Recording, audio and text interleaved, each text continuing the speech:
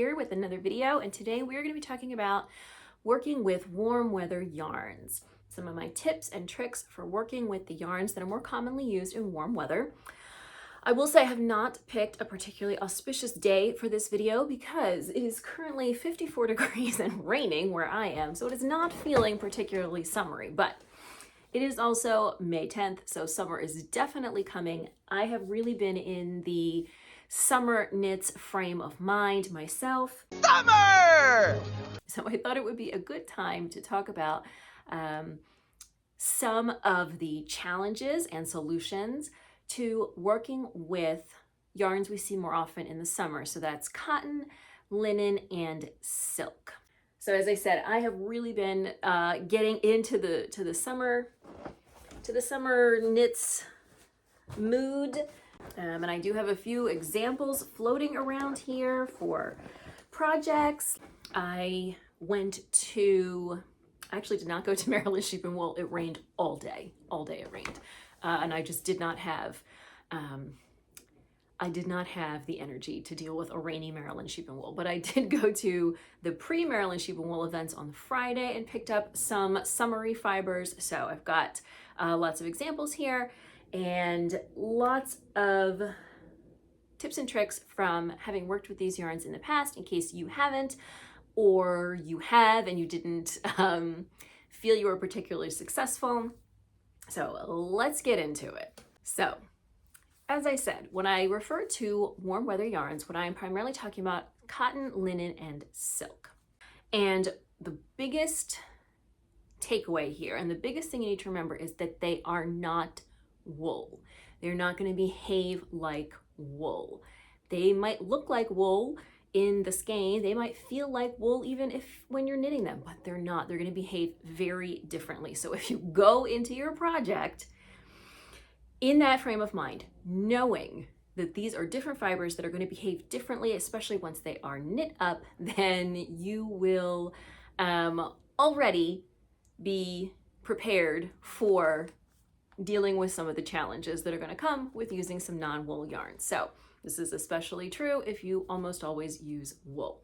So since it is not going to behave like wool, it is, even if you do not normally swatch, which you know you should, absolutely essential that you are swatching for any kind of project you are going to make out of a warm weather yarn, because you really need to know how it's going to behave.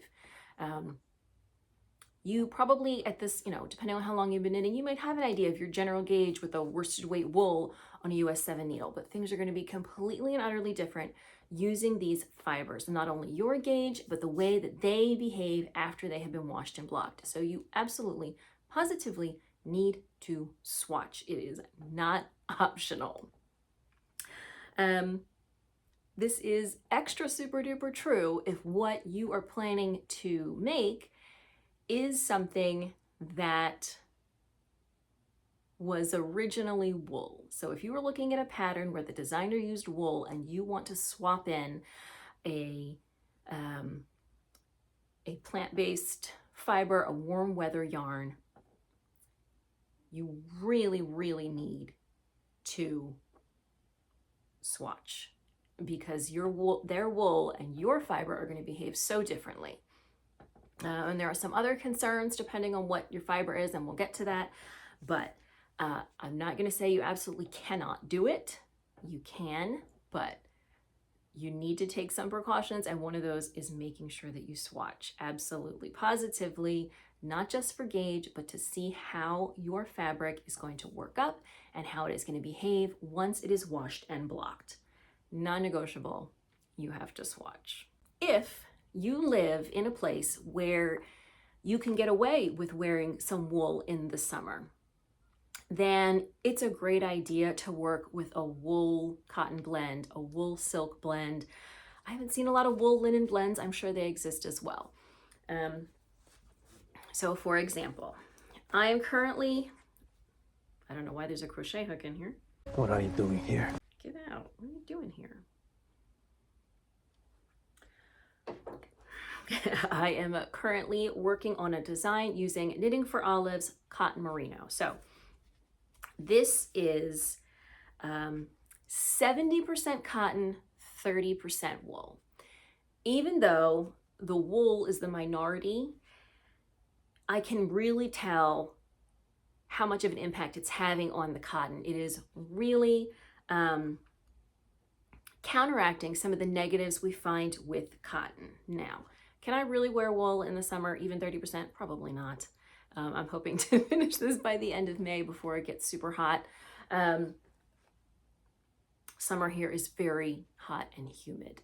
So any kind of wool is, generally speaking, too much. But if you are living in a climate where your summers are maybe a little bit cooler, especially nights, mornings, where your summers are shorter. So, maybe your summer is really only July and August, and, you have a much more moderate climate in May, June, September, October.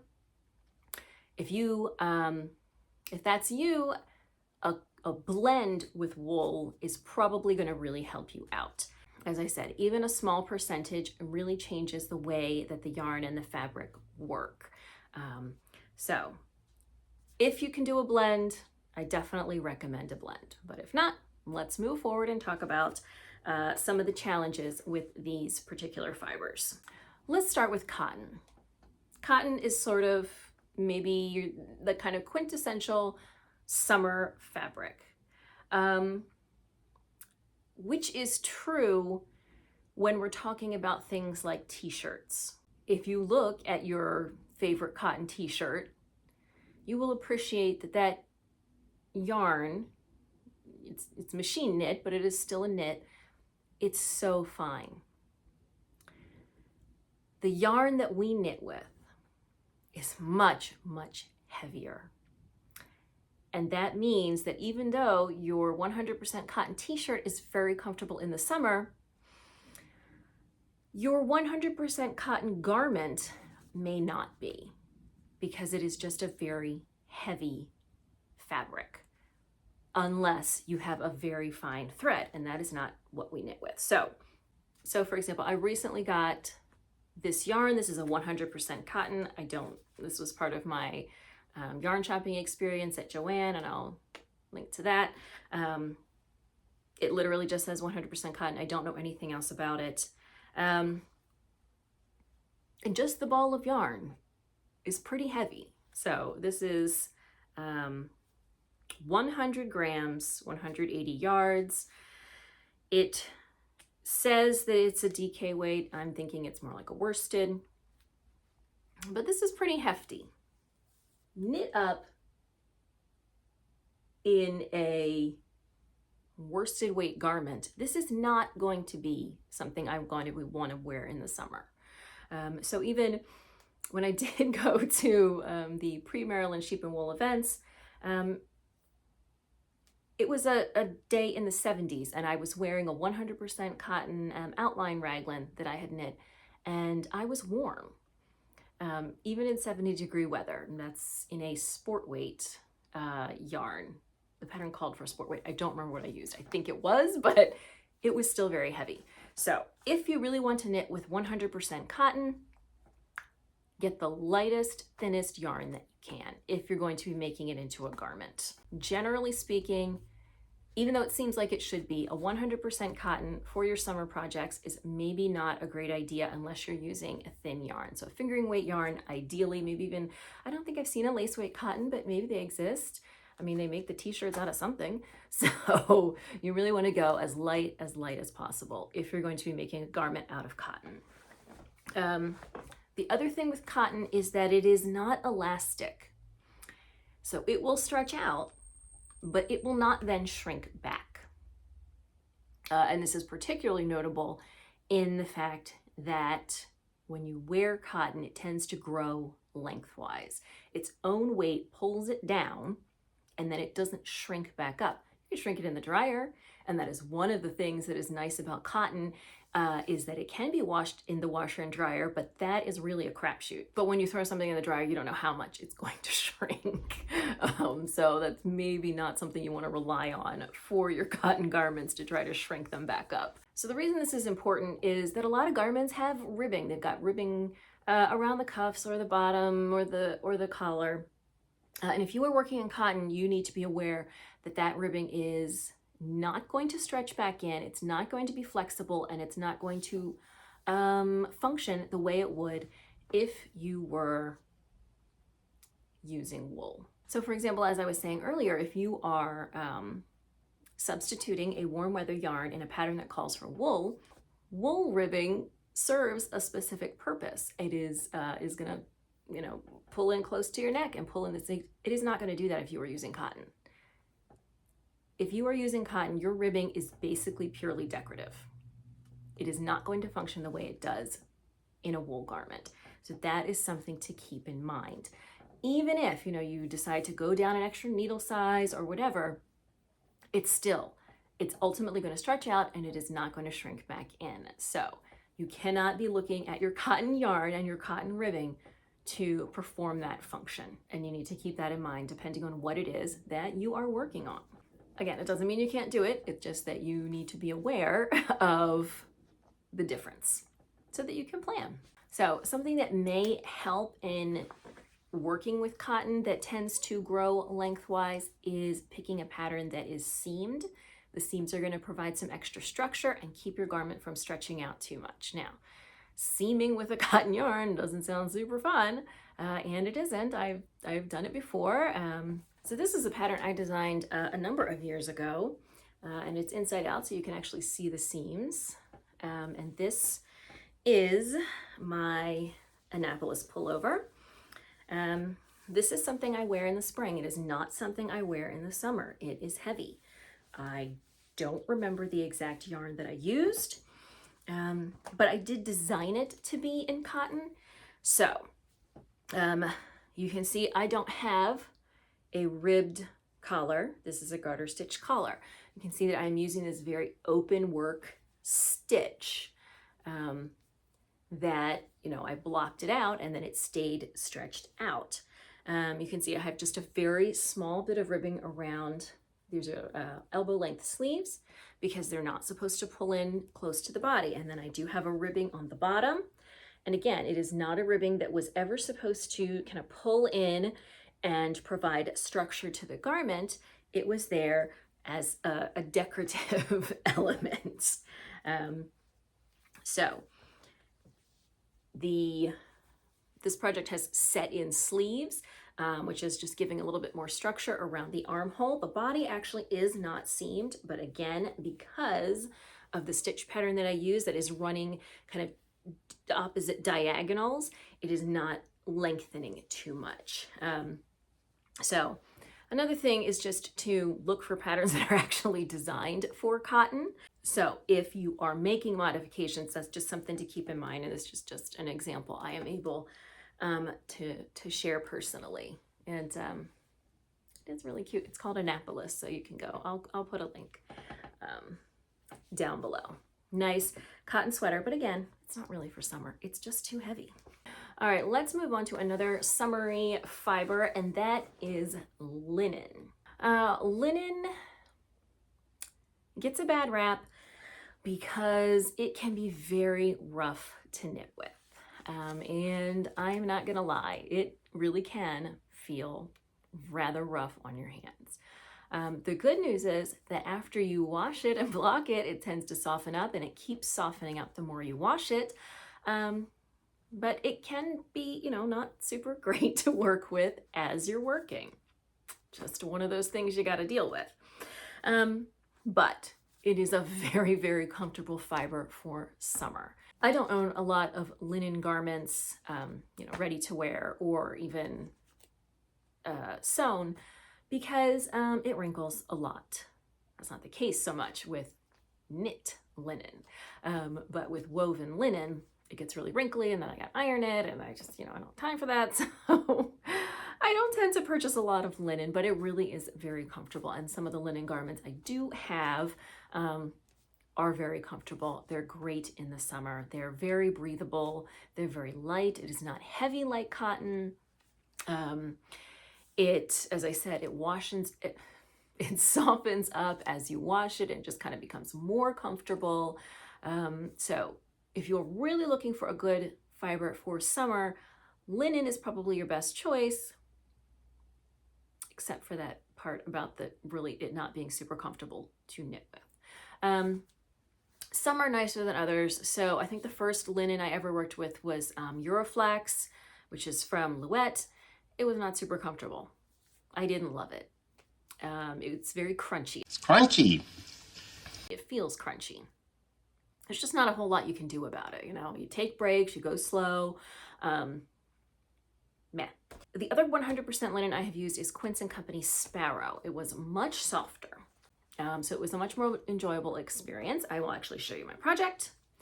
This is my outline tee from Jessie Maid. I actually test knit this for her. I ran out of yarn, so my tee does not have cuffs of any kind on the arm, so it's very comfortable.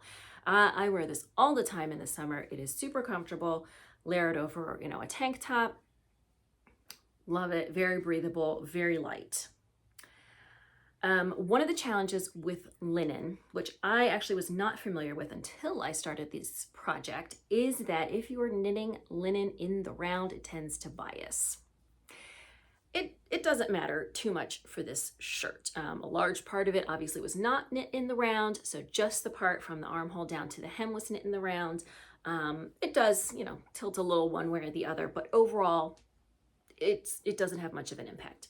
However, when I was testing this, I was also test knitting the outline shorts that went with it. And the bias there, I can barely wear them. They twist around, they just don't fit comfortably. And you know, of course, these are shorts that are almost entirely knit in the round. So each leg is knit in the round and then all the way around the body. That is just an unfortunate side effect of working with linen. Ideally, you don't want to be working in the round. You want to be working flat and seaming. As I said, it didn't matter too much for this. So if you are eyeing an outline tee, the linen yarn from Quince & Company worked well for this, but it does have a tendency to bias. I have heard that some other linen yarns don't bias as much as that one. I haven't tried a whole lot of different linens, so I don't know particularly. But one of the great things about this is I can just throw it in the washer and dry with my regular clothes. That is one of the nice things about linen, very easy care, if you can get past the fact that it's not super comfortable to work with. All right, and then the last fiber I wanted to talk about is silk. So there are different kinds of silk, but in general, silk can be a nice pick for summer, but it's sort of kind of in between on the cotton linen spectrum. It's not as heavy as cotton, it's not as light as linen, but it has its own challenges. So one of them obviously is that silk is very slippery. It can be very slippery to work with. Slippery little bastard. One of the easier ways to address that is to use different needles. So if you are working with a 100% silk, maybe try some wooden bamboo needles. Just something that's not as slippery as a metal needle. If that's, you know, especially if you're new to knitting or new to knitting with silk, that can be a easier way to counteract that slipperiness so you don't feel like the stitches are constantly falling off your needles, which nobody wants. Other thing that you can do is to try some silk that is not as slippery. So when we think of silk, we probably think of like a 100% mulberry silk. Maybe it's a lace weight, using it as a shawl, something like that. The silk that I have most recently tried is this one. Again, this is Knitting for Olive, and it is 100% Barrette silk. And unlike other silks, which are harvested from the cocoons while the silkworms are still in them, this is a silk that is harvested after the worms have already grown up and hatched. And it is not as slippery slidey as a regular silk, and it also has that sort of eco benefit that no animals were harmed in the process of making this yarn, supposedly. That's what they say. So This is a nice silk, but it is not as slippery slidey as other silks. So this is, that's the back, which is not super interesting. This is a project that I started test knitting last year for Salt and Stone Knits, and it was a whole thing where I was test knitting it and I misplaced one of the balls of yarn, and by the time I found it, the test knit was over. But I recently popped it back on the needles because it's really cute and I want to be able to wear it this summer. This is what that particular silk looks like knit up. So one of the other challenges with silk can be that it is not very forgiving. It, every little thing you do is, any mistake you make, it's all going to be very obvious with a traditional silk. But this is a little bit more forgiving, sort of akin to working with a wool cotton blend in terms of how it was to knit up. And I also think in terms of sort of the appearance. So it has some nice definition. You're seeing a lot of the standout stitches here, but it is much more even than a traditional silk. So if you have worked with a traditional silk, you know that it sometimes can be really hard to maintain an even tension. Sometimes that can be fixed with blocking, not always. As I said, it's just a very unforgiving yarn to work with. But that was not the case with this particular silk, and I am now a big fan of it. Okay, so this is 273 yards. This is really actually kind of between a fingering and a lace weight. So this is pretty fine, and it's giving me a nice, this was knit on a US 4, giving me a nice, comfortable and drapey fabric.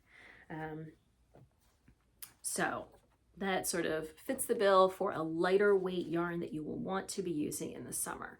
And unlike a cotton, so here's a ribbing that I've started on the next part, this is nice and flexible. It's not going to be as elastic as wool, but it is still a little bit more elastic than 100% cotton would be. So silk can be, again, nice for summer. You want to go lighter. It is not as breathable as some of the other summer fibers. It can absorb a lot of water, which is, I don't know how I feel about that. Like if you're really sweaty, I don't know that you want it absorbing your sweat. So that is something to think about. So my overall takeaway that I want to bring to your attention is that really when we're talking about the warm weather yarns, blends are where you want to go. Because the people that create these yarns, they do know what they're doing, and they are blending together fibers that are going to counteract each other's challenges. For example, this is a yarn I picked up at the Yarn Centric. Actually, I actually have two of these, but they are from two different makers. So both of these are a silk linen blend. This one is a sport weight from Magpie Fibers. I have used this before. However, I think they have changed the content of this. It feels, unless this yarn was mislabeled, it feels heavier than the Equinox Sport that I have used in the past. I did note that they changed the composition a little bit. So it used to be 60-40 and now it's a 65-35. I assume that's the correct math. So they've changed that a little bit. Yeah, so it is now 65% silk, 35% linen. I think it used to be 60-40. From Magpie Fibers. This one is from Queen City Yarns, and it is 65-35, but again, this one is a fingering weight yarn. When you are combining a silk and a linen, you are kind of getting the best of both worlds. So they're both, pretty lightweight, but the linen is going to make it even lighter. The silk is going to make it easier to work with.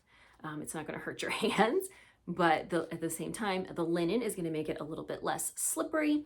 The linen is going to be a little bit more breathable. Overall, I think that the silk and the linen are a really nice combo.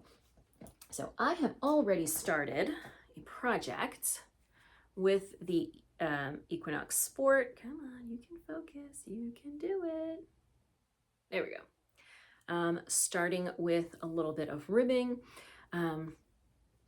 So again, this is not going to be, and it's not, for this design, it's not intended to be a functional ribbing. Really, it is more decorative, but this will be a little bit more elastic than a cotton, not as elastic as a wool.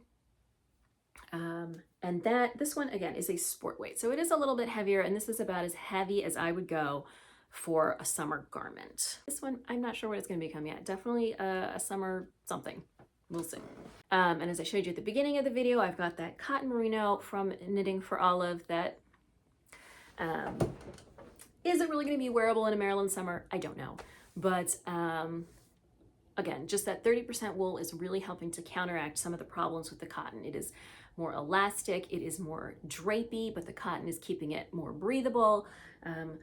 So in general, blending your fibers to, kind of pick and choose which aspects you want is really going to give you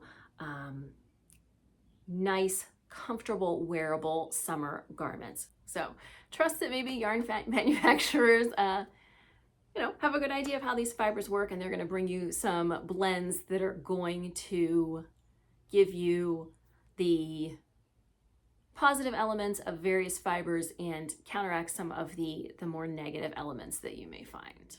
All right, so overall, those are my tips and tricks for working with warm weather yarns, particularly cotton, linen, and silk. Just to summarize, it's not wool. Remember, it's not wool. It is going to behave very differently. Swatch so that you know how it is going to behave. And when in doubt, look for blends that are going to balance the characteristics of the fibers that are within. I hope you found this video useful. If you enjoyed it or took something from it, please give it a thumbs up. Don't forget to subscribe. New videos here every Saturday, mostly about knitting. If you are looking for me on social media, you can find me on Instagram and Ravelry as Media Peruana, and I will see you soon in another video.